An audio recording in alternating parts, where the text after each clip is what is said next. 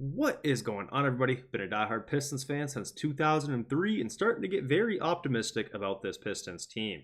The Detroit Pistons just had an absolutely crazy game against the Minnesota Timberwolves in which they fell 123 to 104.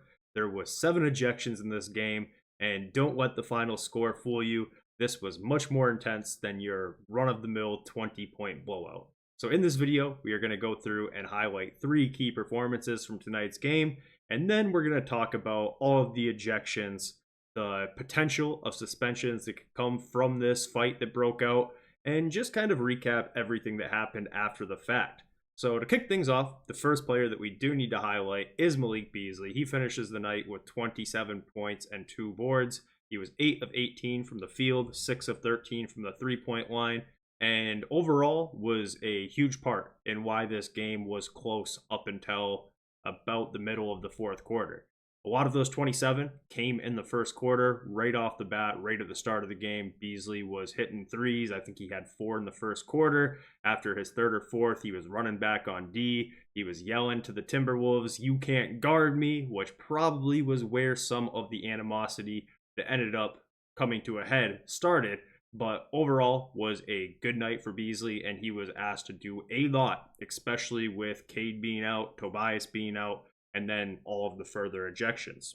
So moving on, the next player we are going to highlight is Dennis Schröder. He finishes the night with 11 points, 4 boards, and 11 assists for a nice little double-double. He was 3 of 12 from the field, but again, just like Malik Beasley, he was asked to do a lot in this game because Cade clearly not playing, injured, and then Marcus Sasser, our only other point guard, got ejected in the second quarter. So Dennis was tasked with a lot tonight, but I felt like he did a pretty dang good job of trying to do his best to fill those shoes.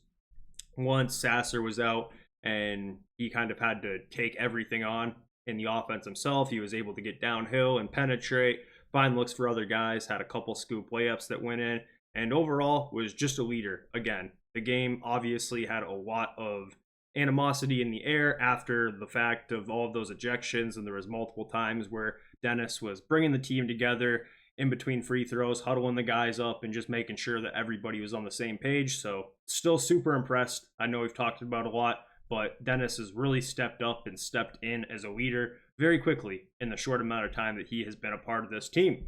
So moving on, the next player we are going to talk about, and the last, is Paul Reed.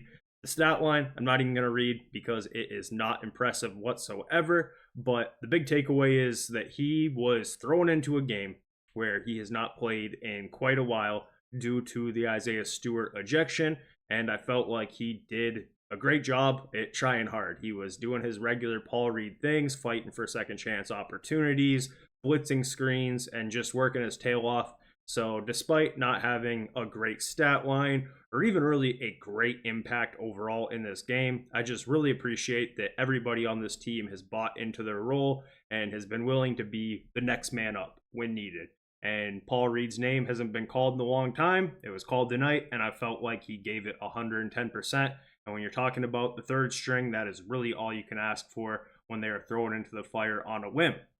So overall, was a tough loss, but we'll get to that. Of course, we do need to talk about the scuffle first. I'm sure if you watched the game, you definitely know what happened. If you didn't watch the game, you probably already heard from social media because it was a big brawl. What happened was the Pistons were kind of getting chirpy back and forth with the Timberwolves throughout the start of the first and second quarter, and that all came to a head when Ron Holland had what seemed to be a clean strip on Naz Reid going to the hoop. For whatever reason, Naz Reid did not like what happened on that play and started wagging his finger in Holland's face. And then DiVincenzo came over, started trying to take Holland to the ground, and a lot broke out from there. After that, Dante ended up in the crowd. Holland ended up in the crowd, of course. Stu came in to try and help Holland. Sasser came over and kind of half-heartedly threw a punch at DiVincenzo, and things just got really wild. I really can't summarize it as well as a video can, so definitely make sure that you have seen this. Go watch it on X or Twitter or wherever you would probably find that, and take in what you see and make your own opinions because a lot happened very quickly. Overall, there were 7 ejections, 3 from the Timberwolves side, And then for the Pistons, Sasser, Stewart, and Holland all got tossed, along with Coach JB Bickerstaff. I had no idea what Bickerstaff did to get ejected. I read through the comments online and stuff, and it sounded like he actually maybe had hit Pablo Prigioni, who was the assistant coach from the Timberwolves who got ejected. But maybe someone in the comments can let me know, because I totally missed whatever JB did to get himself ejected.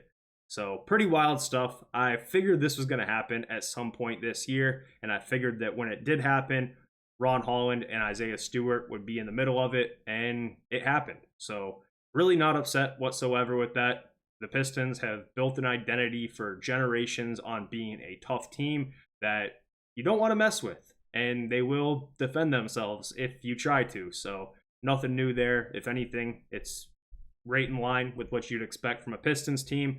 Not mad at the guys whatsoever. Just really hope that no suspensions come in and kind of take them out of the games more long term, especially because Cade and Tobias are dealing with injuries right now.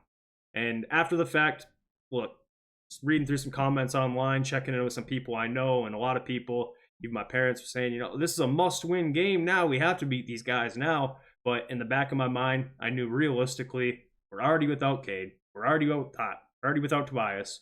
Lose Holland, lose Stewart, and then lose Sasser and our coach. It was going to be a really tough hill to climb and beat these guys, because after you lose all of those guys, the next highest paid player on our roster is like an $8 million a year guy.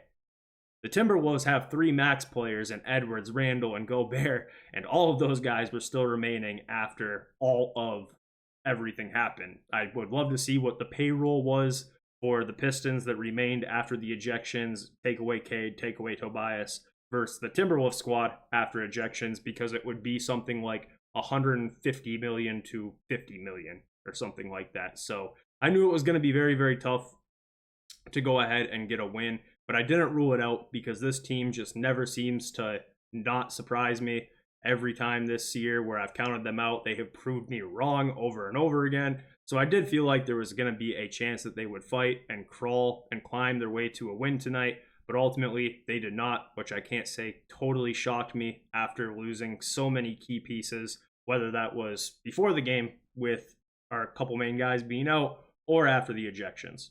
So overall, did not feel like this was a must-win game personally after all that happened. It would have been great, but overall, that's more of a pride thing than an actual we have to win this game thing, because at the end of the day, the Pistons are still 42-33. We're still chilling in the 5th seed in the Eastern Conference, and can't really complain with that whatsoever. It would have been cool to get a win tonight, but not the end of the world that we didn't. But let me know what you guys think. I know tonight was a pretty wild game, so I'm sure there's going to be a lot of opinions, and I'd love to hear from you, and we'll catch up soon.